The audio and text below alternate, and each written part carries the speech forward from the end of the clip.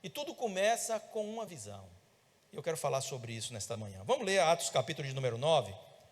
Então eu vou ler com vocês aqui esse texto de Atos capítulo 9, que diz assim: Saulo, o nome pelo qual depois, antes Paulo era chamado, e Jesus mudou o nome dele, botou Paulo. Mas Saulo, respirando ainda ameaças e morte contra os discípulos do Senhor, dirigiu-se ao sumo sacerdote e lhe pediu cartas para as sinagogas de Damasco, a fim de que, caso achasse alguns que eram do caminho, ou sejam, cristãos, tanto homens como mulheres, os levassem preso para Jerusalém. Enquanto seguia pelo caminho, ao aproximar-se de Damasco, subitamente uma luz do céu brilhou ao seu redor. Ele caiu por terra e ouviu uma voz que lhe dizia: Saulo, Saulo, por que você me persegue? Ele perguntou: Senhor, quem é você? E a resposta foi: eu sou Jesus, a quem você persegue. Mas levante-se, entre na cidade, onde lhe dirão o que você deve fazer. Os homens que viajavam com Saulo pararam emudecidos, ouvindo a voz, mas não vendo ninguém. Então Saulo se levantou do chão e, abrindo os olhos, nada podia ver, e guiando-o pela mão, levaram-no para Damasco. Esteve ali 3 dias sem ver, durante os quais nada comeu nem bebeu. Havia em Damasco um discípulo chamado Ananias. O Senhor lhe apareceu numa visão e disse: Ananias, ao que ele respondeu: eis-me aqui, Senhor. Então o Senhor lhe disse: levanta-se, vá à rua que se chama Direita, e à casa de Judas, procure ali um homem de Tarso chamado Saulo, ele está orando. E numa visão ele viu entrar um homem chamado Ananias e impor-lhes as mãos para que recuperasse a vista. Ananias, porém, respondeu: Senhor, de muito tenho ouvido a respeito deste homem, quanto mal tem feito aos teus santos em Jerusalém, e aqui em Damasco ele tem autorização dos principais sacerdotes para prender todos os que invocam o teu nome. Mas o Senhor disse a Ananias: vá, porque este é para mim um instrumento escolhido para levar o meu nome diante dos gentios e reis, bem como diante dos filhos de Israel. Pois eu mesmo vou mostrar a ele quanto deve sofrer pelo meu nome. Então Ananias foi, entrando na casa, impôs as mãos sobre Saulo, dizendo: Saulo, irmão, o Senhor Jesus, que apareceu a você no caminho para cá, me enviou para que você volte a ver e fique cheio do Espírito Santo. Imediatamente caíram dos olhos de Saulo umas coisas parecidas com escamas, e ele voltou a ver. A seguir levantou-se e foi batizado. E Saulo permaneceu alguns dias com os discípulos em Damasco, e logo nas sinagogas proclamava Jesus, ou pregava acerca de Jesus, afirmando que ele é o Filho de Deus. Bendito seja o nome do Senhor, amém? Sabe, uma das coisas mais importantes acerca de você é a visão que te move. Pois a visão que te move, ela vai determinar o teu futuro. Você sabe que um dos grandes problemas da nossa geração é a falta de perspectiva que existe no coração das pessoas, porque as pessoas não têm uma visão.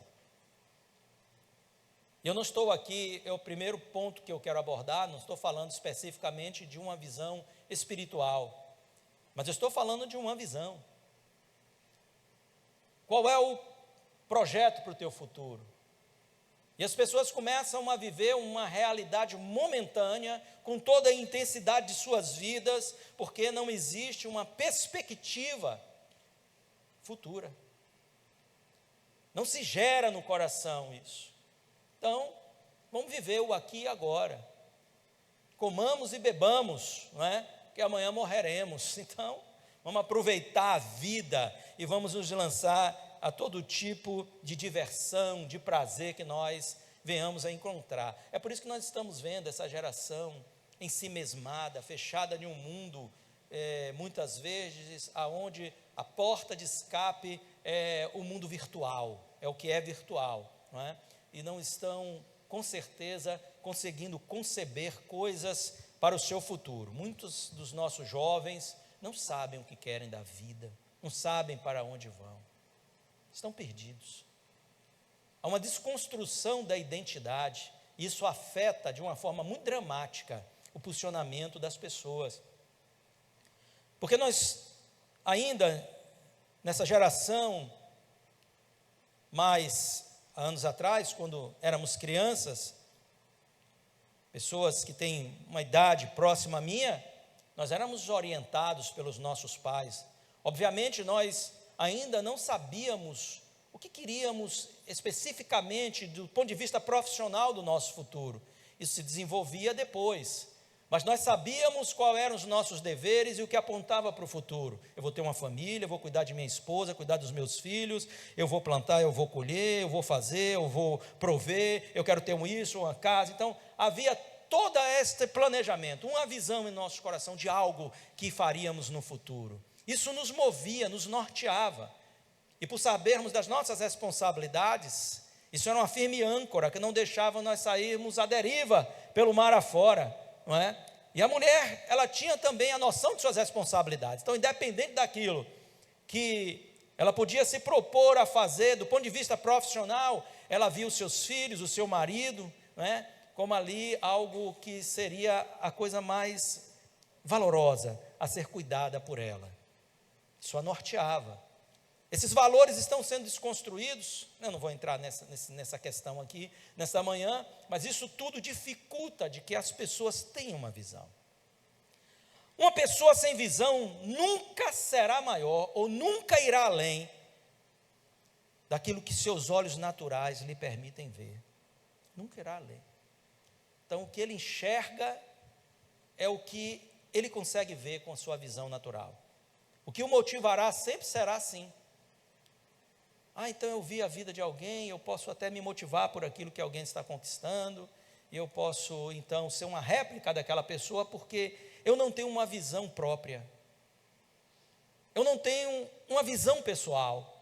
Eu olho para a vida de alguém, então eu acho que aquela pessoa é bem-sucedida, é uma pessoa que está se satisfazendo na vida, e eu quero copiar aquele modelo, porque não existe uma visão pessoal. Então eu não vou além daquilo que meus olhos veem. Não existe como, é uma limitação que está sendo posta aí.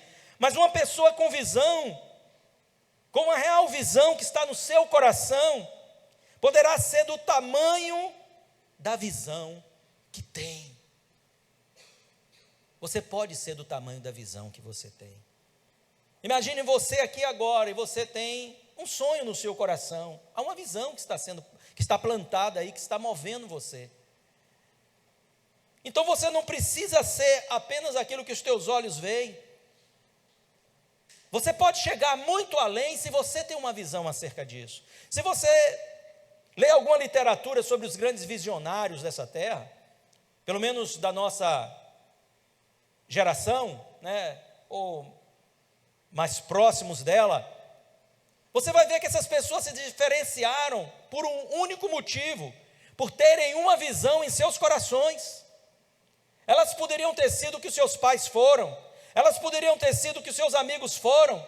Esse seria o referencial e limitador deles, porque é aquilo que eles viam, mas eles tinham uma visão no coração, que os levaram a desbravar, a conquistar. Você pode pensar em um desses grandes desbravadores de séculos atrás, como aqueles que fizeram descobertas, como o Brasil e outras terras além mar.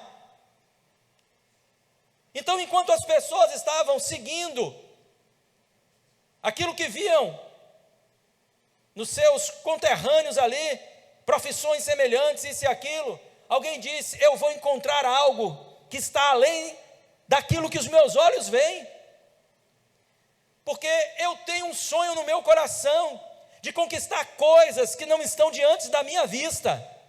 E eles entravam naquelas embarcações, e eles saíam atravessando o oceano, onde ainda a cultura de muitos era que a terra era plana e que havia uma beirada, e que se você saísse navegando pelos oceanos, você podia cair no abismo.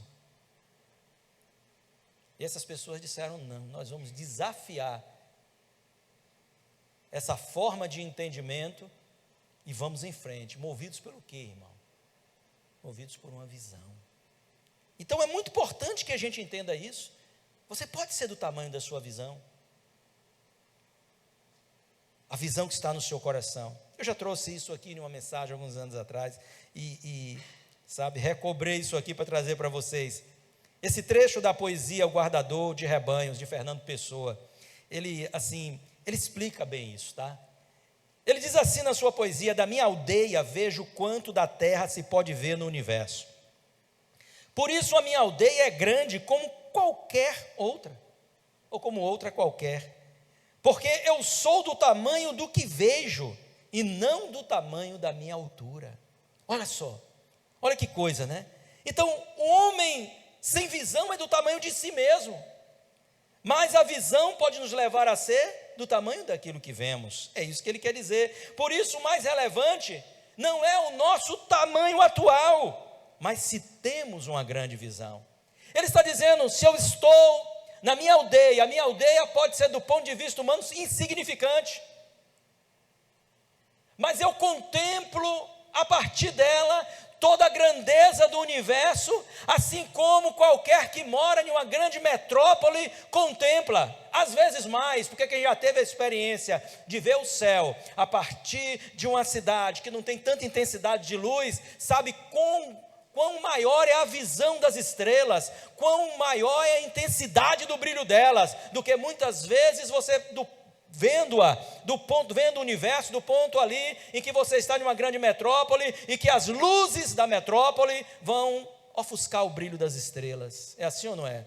Então ele diz: eu não sou deste tamanho, eu sou do tamanho do que vejo. O que eu vejo é um grande universo, não importa. Então, essa questão de se eu estou em uma grande cidade ou em uma pequena cidade, o que os meus olhos contemplam, isso dimensiona, né? Isso é que dá a verdadeira dimensão. Então, quando você é uma pessoa visionária, é assim que você pensa, e Jesus nos quer levar a este ponto, porque essas coisas estão no coração dos homens, queridos, compartilhado pelo próprio Deus. Nós temos a noção perfeita disso quando Deus chama Abraão, como por exemplo. Deus não deu uma visão a Abraão, deu uma visão para solidificar a sua fé. Então Abraão é chamado por Deus para vir, depois de receber, né, o seu chamado e a promessa de Deus de que dele faria ser uma grande nação. Então um dia Deus chama, e quantas mensagens nós já pregamos sobre isso, chama Abraão para fora da sua tenda, mostra ali o céu e diz: olha as estrelas, você as pode contar? E Abraão diz: não. E ele diz: a tua descendência será numerosa assim. A partir de então, aquela visão entra no coração de Abraão, e aquela visão vai nortear Abraão. Isso é muito forte, viu? Em todas as áreas da nossa vida, precisamos viver direcionados por uma visão divina. E agora eu estou falando com você que está aqui nessa manhã. Você veio aqui para aprender de Deus, então eu vou afunilar isso para as coisas do Senhor. Embora que eu creia que na vida de um cristão, tudo que tange a um cristão tem que ser uma inspiração divina para direcioná-lo. Sua profissão, seu relacionamento, tudo. Não fazemos as coisas à toa, de forma aleatória, mas fazemos as coisas por uma motivação de direcionamento divino. Aqui na igreja, como por exemplo, não é verdade? Nós estamos direcionados por uma visão celestial, como o apóstolo Paulo. Pois uma igreja sem visão espiritual é do tamanho de sua estrutura. Você já pensou nisso? Qual é a sua visão? Aquela é minha igreja, são aquelas paredes, aquelas 4 paredes ali, ó. Aquele é o limite da minha igreja. Ela pode ser maiorzinha, ela pode ser menor, mas aquela é a minha igreja, é o limite da minha igreja. Mas olha só, uma igreja com visão espiritual poderá ser do tamanho da visão de Deus para ela. Essa visão norteia-nos. Ela nos leva a viver para além dessas paredes. A igreja não está só aqui. A igreja está quando você está lá fora, falando da graça, do amor de Cristo, se movendo, orando, reunindo-se nas casas para ganhar almas para Cristo, influenciar vidas, mudar destino, mudar histórias de vida com o poder do Evangelho, encerrar maldições e trazer a bênção sobre a vida de pessoas. Uma igreja sem visão, ela se confina ao seu ambiente congregacional. É aqui. Mas a nossa igreja é uma igreja com visão. E nós não estamos confinados a essas 4 paredes, pastores. Nós estamos além delas. Nós estamos nessas ruas, nós estamos nessa cidade, nós estamos em outras cidades, nós estamos em cooperação com outros ministérios. Então a igreja vai para além das suas barreiras físicas. Por quê? Porque Deus nos tem dado uma visão. Ela nos tem levado para fora das 4 paredes. Ela tem estabelecido limites que não são determinados por uma visão dos olhos, uma visão ocular, uma visão física, mas uma visão que Deus plantou em nosso coração. Somos uma igreja em célula, e isso diz muito acerca de nós. Não é o caso apenas de frequentar uma célula que determina isso, mas de pensar como uma igreja de visão multiplicadora de vidas, de ministérios, de igreja e assim por diante. Embora que nem todos entre nós estejam conectados com esta visão ainda, não é verdade? Talvez seja esse o seu caso, você não está ainda conectado com a visão.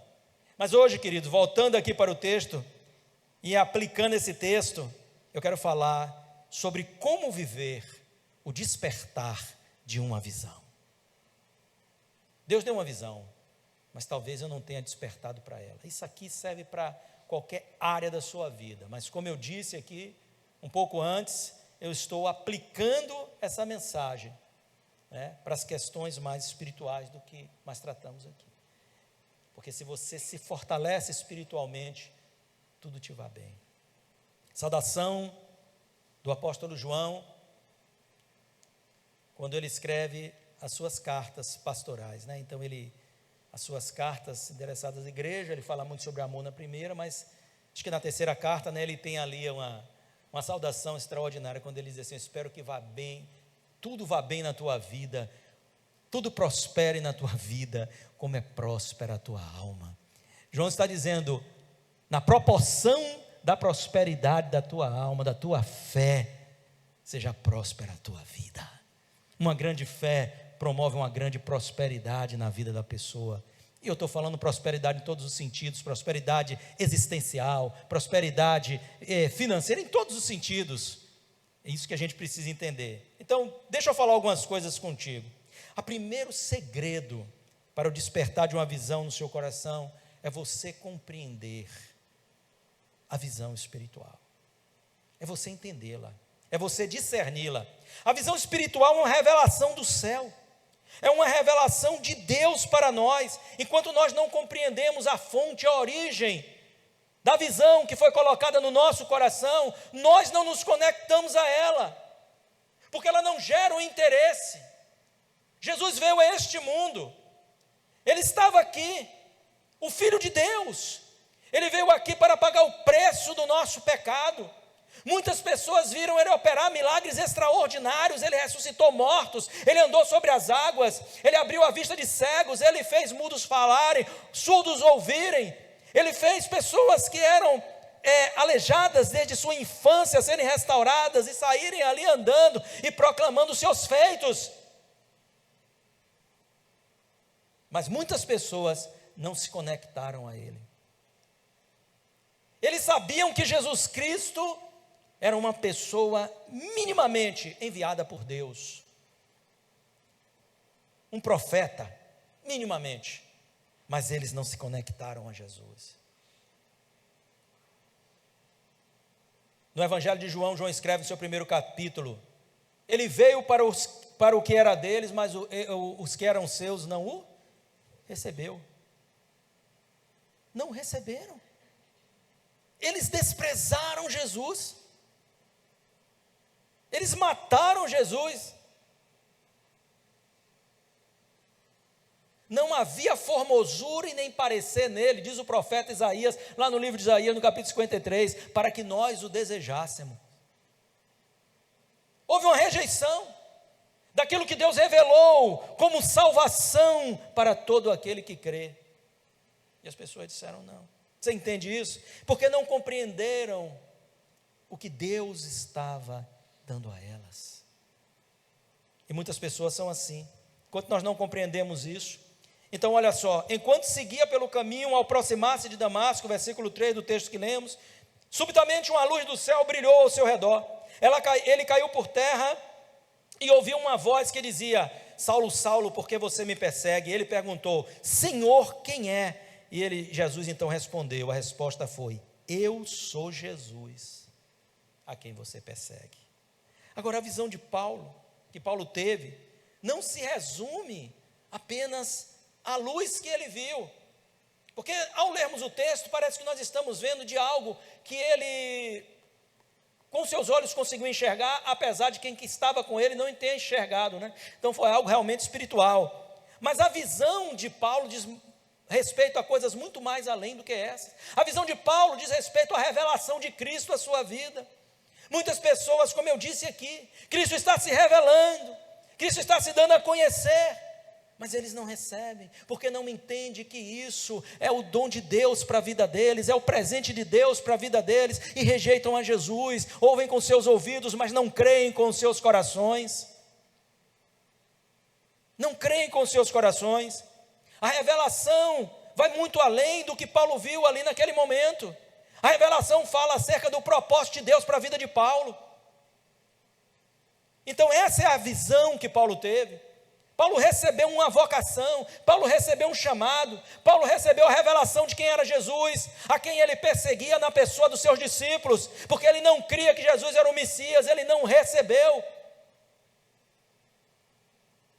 E agora ele perseguiu os seus discípulos, mas quando ele teve esse encontro, então ele teve uma visão. Isso mudou a vida dele. Nós precisamos entender a visão. Nós precisamos entender o propósito da visão. A visão espiritual é o que pode apontar o real sentido da nossa fé.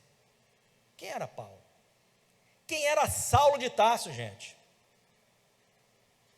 Saulo de Tarso era um religioso, um praticante do judaísmo. Saulo de Tarso era um profundo conhecedor da lei mosaica. Saulo de Tarso conhecia o Antigo Testamento, os profetas, o Pentateuco. Ele conhecia as Escrituras, aquilo que até então se existia das Escrituras.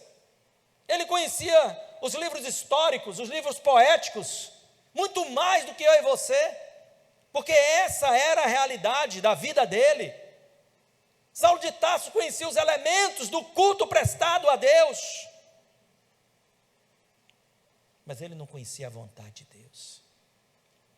Qual o sentido da minha religião? Qual o sentido da minha fé? Ele era um homem guiado pelos impulsos da sua religiosidade, daquilo que pessoas como ele achavam que é correto, porque o que é religiosidade senão uma série de regras feitas por homens para que você siga? Mas a fé não é isso, a fé é o direcionamento de Deus para a sua vida, e a visão estabeleceu isso no coração de Paulo. O que você está fazendo hoje aqui? Praticando a religiosidade ou veio exercer a sua fé em adoração ao Senhor? O que você veio fazer hoje aqui? Vamos bater o ponto? Vou marcar minha presença? Não, você veio buscar a Deus neste lugar. Você veio ter um encontro aqui com Ele, na congregação, sentir a sua presença, receber a sua graça, receber a sua palavra. Você veio adorar. A palavra de Deus diz que Deus está buscando os verdadeiros adoradores, que o adorem em espírito e em verdade. Quando Paulo então tem a visão dos céus, e ele discerne a pessoa de Jesus Cristo, a sua vida sai do âmbito de meras ações de religiosidade para uma vida verdadeira de fé. Oh, maravilha, Jesus. A visão espiritual é a revelação do nosso futuro, não é?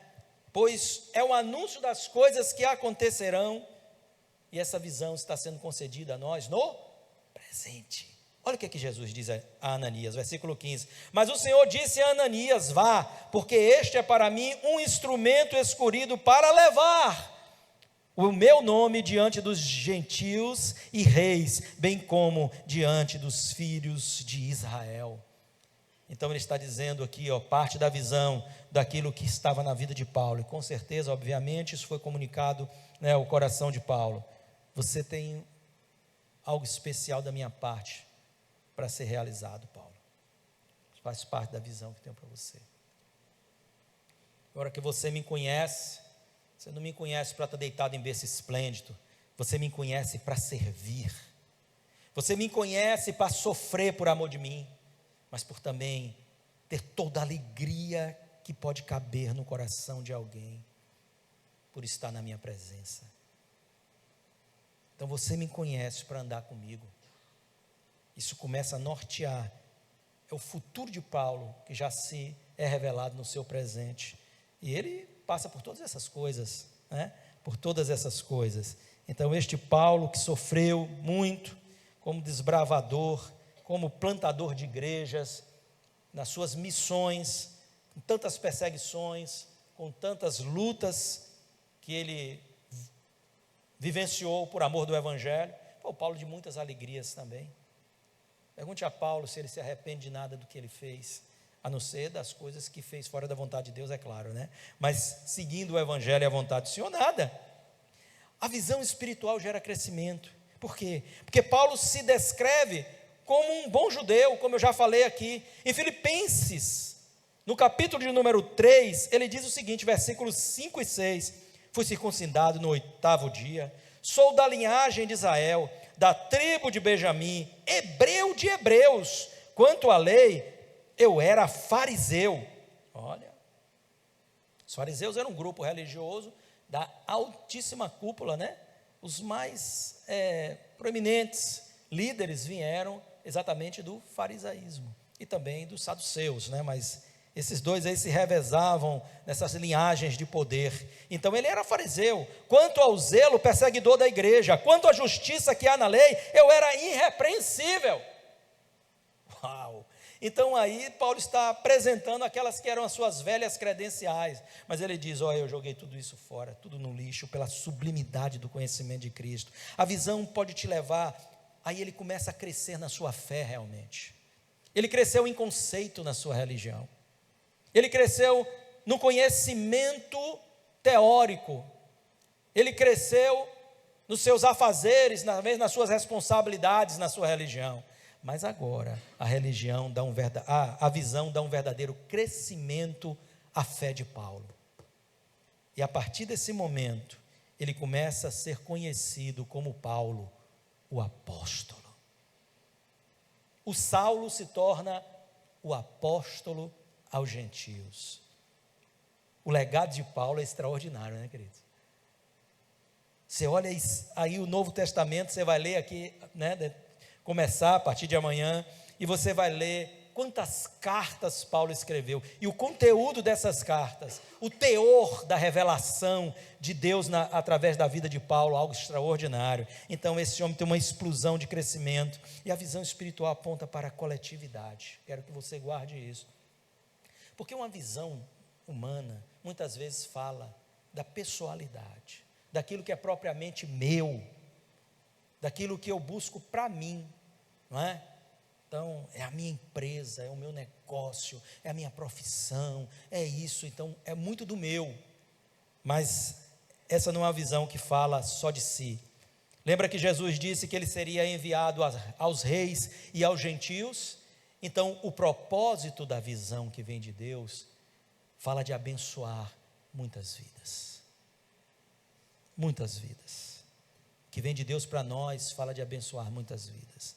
Não é algo que tenha como último ponto você. Você é apenas um canal para que Deus possa abençoar muitas vidas. Diga a alguém que está do seu lado, você é um canal de Deus. Deus quer usar a sua vida. Diga isso para ele. Amém? É isso que nós precisamos ver. Então há um segundo ponto. Eu não vou me alongar muito, mas há um segundo ponto que eu quero trazer a você nessa manhã, que é: conecte-se com a visão.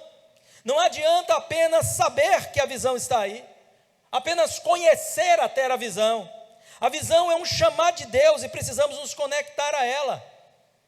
Foi isso que Paulo fez.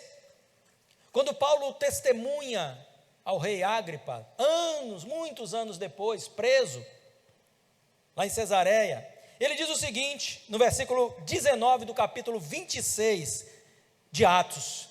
Atos 26, 19 e 20, ele diz assim: assim, ó rei Agripa, não fui desobediente a visão celestial. Mas anunciei, primeiramente aos de Damasco e em Jerusalém, por toda a região da Judéia, e também aos gentios, que se arrependessem e se convertessem a Deus, praticando obras dignas de arrependimento. O que é que ele diz? Eu não só recebi uma visão, eu não só tomei conhecimento de que ela estava ali, eu não só tomei conhecimento de que Deus tinha um propósito para a minha vida, tinha um propósito para o seu povo, mas então eu me conectei a esta visão. Eu abracei esta visão. É maravilhoso o chamado de Isaías, a vocação de Isaías. No capítulo número 6 do livro do profeta Isaías, Isaías diz que no ano da morte do rei Uzias, ele viu o Senhor assentado em um alto e sublime trono, e que o seu manto, a orla do seu manto, cobria ali todo o santuário, né? E que os serafins estavam por cima dele e clamavam uns aos outros: Santo, Santo, Santo é o Senhor dos exércitos, toda a terra está cheia da sua glória. Ele fica estupefato diante desta visão. Mas então, logo a seguir, o Senhor, então ele ouve a voz do Senhor dizendo: a quem enviarei e quem há de ir por nós? Deus estava chamando Isaías a se conectar à realidade da sua visão. Uzias havia morrido. Os reis passam, os reinos passam, os impérios passam, os governos passam, mas Deus permanece no trono. Ele pertence a um reino inabalável, aleluias. Então ele estava chamando Isaías para se conectar a esta visão e proclamar este reino, amém? Glória a Deus. Isaías, o que é que Isaías respondeu? Eita, meu pai, esses crentes baianos, só a graça de Jeová, eis-me aqui, envia-me a mim, aleluias. Ele se conecta à visão de Deus. Às vezes nós estamos fugindo da visão, às vezes, não é verdade? Nós estamos resistindo à visão, mas eu quero dizer que a visão nos levará ao nosso destino em Deus. Ao nosso destino em Deus. Não dá para fugir, não dá para correr. Haverá uma inquietude no teu coração. Deus vai te achar onde você está. Deus vai te achar onde você está. O que faz Isaías? Ele estava no meio do deserto, lançado no chão, dizia: olha, eu vou morrer aqui. E Deus o acha lá, e o anjo vai e reabastece de energias Elias. Ele diz: olha, grande vai ser a tua jornada, porque esse não tem outro lugar. Então ele, durante 40 dias e noite, ele andou, chegou ao monte Moriá, ali onde Deus se revelou através de uma brisa suave, e Deus pergunta: qual é o propósito de você se esconder? Dá para se esconder de Deus? O que é que o salmista diz? Nem que eu faça a minha cama no lugar mais profundo dessa terra, os teus olhos ali vão me contemplar, Senhor. Não tem como se esconder de Deus. Deus já achou você aqui nesta manhã, tenha certeza disso. Agora existe um aspecto que é muito interessante nesse texto, que eu quero colocar da seguinte forma: como desperta uma visão no coração? Permita-se ser ajudado. O texto aqui é revelador. É claro que é uma aplicação que estou fazendo. Quando Paulo se levanta do chão, ele não enxergava nada. E alguns deles, no versículo número 8, tomaram-o pelas mãos e conduziram. Porque existem momentos em que as coisas podem ficar um pouco confusas para você. Existem momentos, seguindo aquilo que é o propósito de Deus na sua vida, que você pode ter dificuldade de entender a visão de Deus. Você pode dizer: eu estou querendo saber, Deus, o que fazer aqui? E a intimidação que o medo traz, que a dúvida traz, pode impedir os próximos passos. Então o Senhor sempre vai colocar alguém ao teu lado para te fortalecer, para te ajudar, para te orientar, para te ensinar, porque já talvez tenha passado por aquilo que você está passando agora, e Deus vai prover pessoas que vão te tomar pelas tuas mãos e te conduzir. Às vezes nós ficamos com medo de um chamado de Deus. Às vezes nós ficamos com medo de alguma coisa que Deus não está confiando. Irmãos, olha aqui, estou chamando aqui, aí vai Jairo, né, e chama uma pessoa aqui para estar participando do Ministério de Louvor. Eu gosto de cantar no chuveiro, mas não, pai, você tem voz, você tem jeito, você tem talento no coral, vai cantar aqui no coral, não é verdade? E a pessoa fica intimidada. Eu quero dizer uma coisa para você: não tenha medo Deus sempre vai colocar alguém que vai tomar a tua mão e vai te ajudar a andar, para cumprir a visão de Deus na tua vida. Não tema, apenas confie em Deus. Deus está no controle de todas as coisas. Olha para quem está do seu lado e diga a ele: você não está só. Você não está só.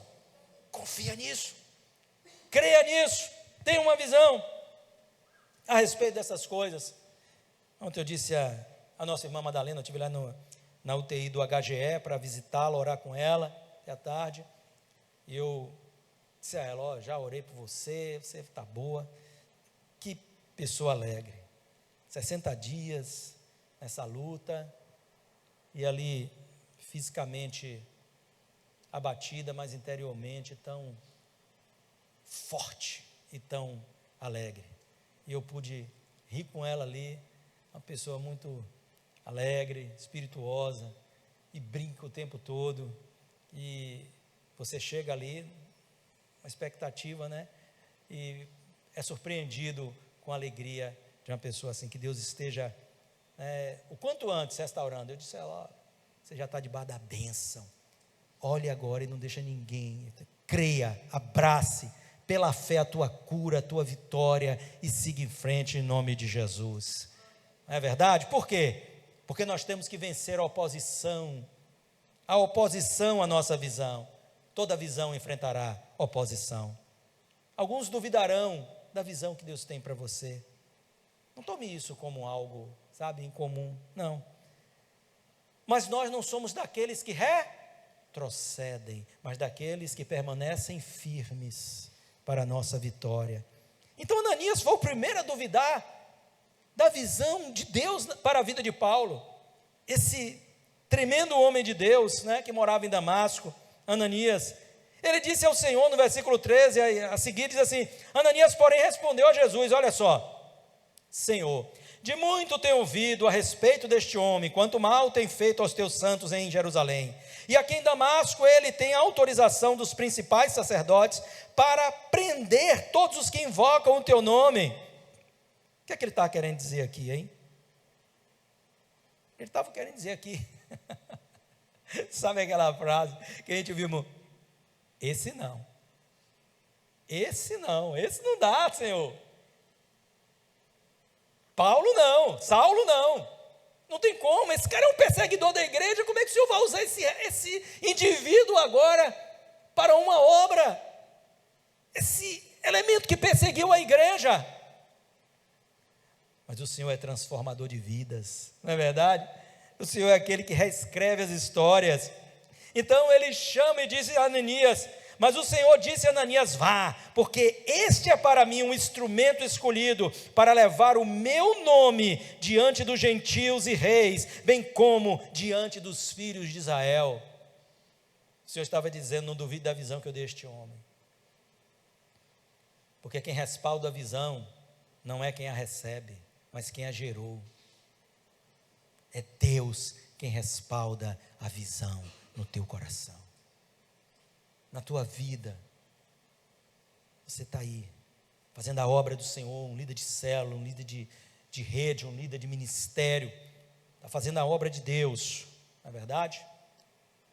E às vezes batem dúvidas, e até pessoas duvidam da sua vocação, mas eu quero dizer para você: quem respalda a tua visão é aquele que concedeu a visão ao teu coração. Então não tenha medo de seguir em frente. Para o sucesso da visão, então, o que é que Paulo precisava? Aquilo que você precisa, ser cheio do Espírito Santo. Então Ananias foi lá, se você se lembra bem do texto, versículo 17, trouxe uma palavra para Paulo, orou para que ele fosse cheio do Espírito Santo, porque é o Espírito Santo que nos capacita a viver a visão. Um dos problemas de nossa geração de cristãos é que ninguém está preocupado com isso. Me diga se você essa semana pensou em ser um crente cheio do Espírito Santo. Não, você não pensou. A maioria de nós aqui não.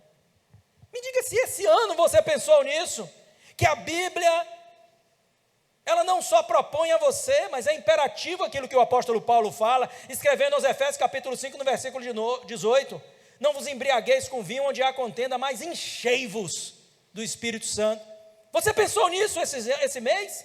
Você pensou nisso este ano? De ser um crente cheio do Espírito Santo? Como eu me encho do Espírito Santo? Como eu posso estar mais cheio do Espírito Santo? Isso não parece ser um tema que está na mente da nossa geração cristã.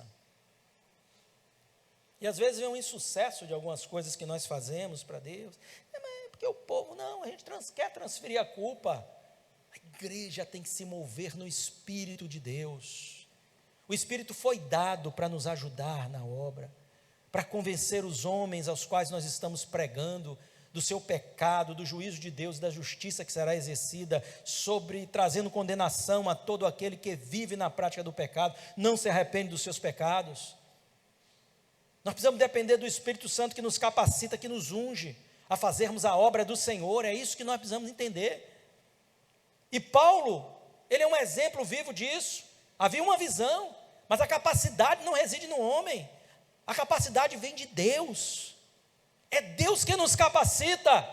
Então não é dizer, Saulo, tu recebeu agora a visão, sai porque você é um homem inteligente. Paulo era um homem preparado. Paulo falava vários idiomas. Paulo era uma pessoa que tinha um conhecimento geral muito grande. Ele demonstra isso. Você lê a Bíblia, você vê. Ele não era um cara qualquer. Ele tinha uma profissão muito boa e próspera. Porque se você lê a história de então, você vai ver que os fazedores de tenda, eles tinham sempre demanda. Eles tinham sempre demanda, porque os exércitos usavam muito aquelas tendas também.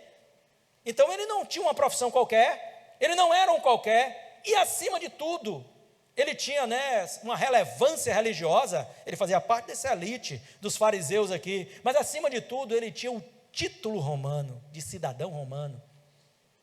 Isso abria portas em qualquer lugar.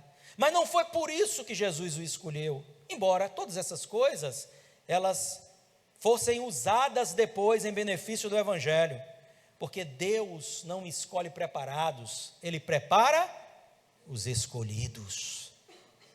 Ele prepara você, Ele escolhe você, e Ele capacita você, e Ele prepara você. Se você tem título romano ou se você não tem, se você tem recursos financeiros ou não tem, se você tem uma cultura mais elevada ou se você não tem, se você é ou se você não é, para Deus isso não importa, porque Deus é Deus. Essa é a grande verdade. Eu vou encerrar com isso aqui, desenvolva a visão.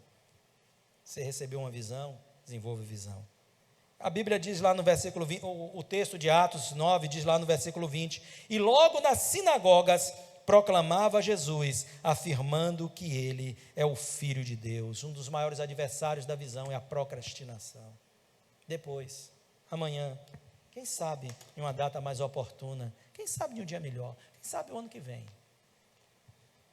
quem sabe depois, quem sabe Jesus volta e te encontra no quem sabe. É assim ou não é? Há uma multidão, diz Oséias, no vale da decisão. Há uma multidão no vale da decisão. Uau, desenvolva a visão. E eu não falo apenas no sentido aqui da visão que nós temos aqui na igreja, a visão celular. Eu estou falando de qualquer coisa da sua vida que Deus demande. Desenvolva a visão. Tem pessoas às quais Deus está chamando aqui para abraçar a fé, entregar o seu coração a Cristo, viver uma nova realidade com Cristo, de nova criatura, sentir a graça do Senhor entrando no seu ser cheio do seu Espírito, receber o Espírito de Deus no seu coração, como é a promessa dada. Desenvolva a visão. Não fica, não sei, talvez amanhã, talvez depois, talvez amanhã. Será que nós temos um amanhã? Será? Jesus não disse isso, contando uma parábola de um homem que já era próspero e rico, então ele fez um grande plantio, e ele disse, o que eu vou fazer agora? Com toda a colheita que eu vou ter, ele disse, já sei, eu vou destruir os meus celeiros, construir novos celeiros, enchê-los com esta colheita e dizer, agora regala-te, descansa minha alma. E Jesus disse, louco, hoje mesmo pedirão a tua alma, e o que tu tens, para quem será? Isso não vai comprar a tua salvação. Hoje mesmo pedirão a tua alma. Palavra forte, irmão. Desenvolva a visão. Conecte-se à visão e desenvolva a visão. Eu fico muito lisonjeado quando a pessoa bate no meu ombro e diz assim: uma bênção, né, pastor? Essa visão celular é uma bênção, né, pastor? Pois eu quero desafiar você a se conectar e a desenvolver essa visão conosco. A se tornar um ganhador de almas. Mas eu não tenho muito jeito, pastor. Eu não estou falando de você, eu estou falando de Deus te capacitando. Eu também não, mas Deus me capacita. Deus é quem me capacita. Ou eu vou duvidar dele? Que lógica existe eu duvidar que Deus pode me fazer um multiplicador da vida que Ele tem gerado em mim? Então eu desconfio de que Ele é Deus. Se eu não posso crer que Deus pode multiplicar esta vida que colocou em mim e em você, através de nós, se nos derramando na vida de outras pessoas. Eu não estou confiado em mim, mas eu estou confiado em Deus. E quando nos movemos por fé, veremos a glória de Deus, amém? Então, desenvolva a visão. Desenvolva a visão.